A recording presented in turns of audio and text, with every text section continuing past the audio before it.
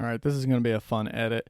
There's a lot going on here, a lot of bright spots, dark spots, and so I really want to edit this one to draw the viewer's eye into this common yellowthroat. He's not too sharp looking this time of year, but it was pretty cool that it was kind of acting like a water thrush, hanging out low along the water here and feeding on these insects and stuff. So, first thing, start with just a short or a little crop, slight crop. That's the word I was looking for, not short. And then I was overexposed a little bit. We'll bring the highlights down, the exposure down a little bit, push the shadows back up, bring the blacks down to maintain contrast. The white balance was a little bit too blue, so we'll shift that. And now I'll grab the radial filter here, and I'm just going to kind of do a vignette around this bird and then really pull the highlights down. I'll throw a regular graduated one on as well to darken the bottom with the water and then the top with those rocks. So already the eye is going more towards the bird, which is a good thing. Let's do one more and just darken this foreground rock here. Bring the highlights way down, which didn't make much of a difference, so down with the exposure. And that looks like a pretty good starting point. Let's get this thing in Photoshop, see what we can do. All right, I think I went a little bit too magenta with it, so let me just kind of clean that color up real quick. All right, cloning. I guess I want to soften the edge of this rock here, that bright kind of reflecting line there.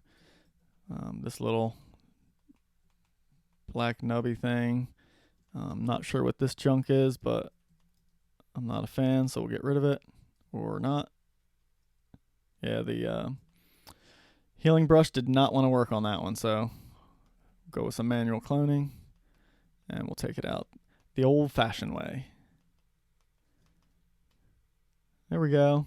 Might as well kind of soften this really really light spot back there. Big bright spot there.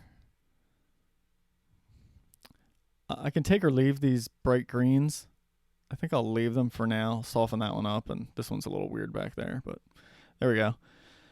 All right, pretty good starting point. Now I'm going to really darken everything except the bird, so curves adjustment layer, and we'll just darken everything down, come back in with a brush, and then I'll just lighten the legs, and then we'll lighten the bird back up again.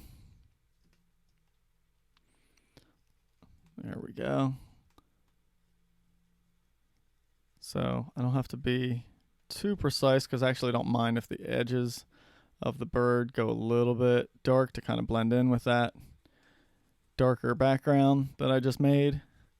I just want to make sure there's no, definitely missed some spots there. It's always good to check that. I'm going to leave the beak and the tongue darker, but I do want to bring this green thing it's eating back to bright. Dodge layer, let's actually lighten that green thing even more, and then really get some catch light, and then actually can see some of the color in the eye, that brown color, which is pretty cool. Maybe the whole bird's head could just slightly lighten, just a little bit of lightening on the breast there, a little bit lighter there. Now let's really just burn these bright spots in the background.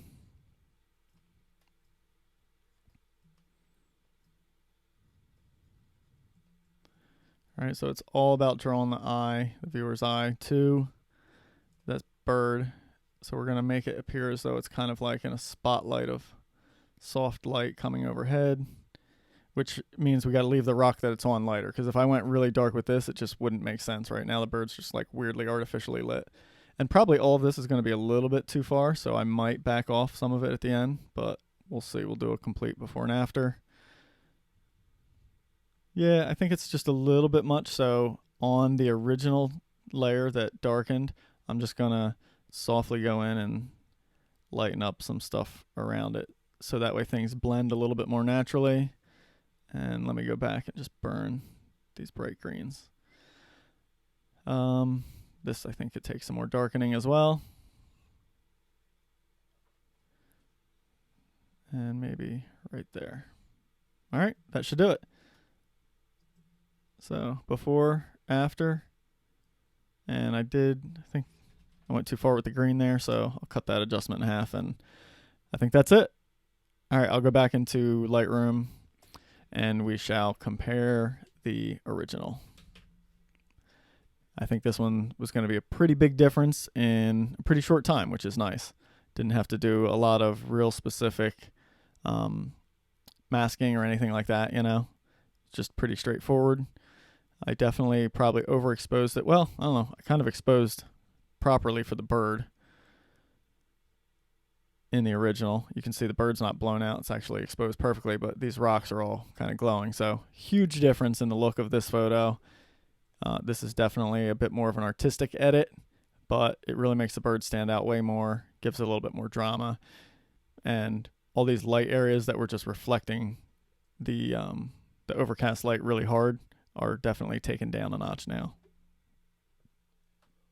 Hope you enjoyed that one, and hopefully you can see how much you can edit, how dramatic you can change the photo in a really short time. All right, thanks for watching.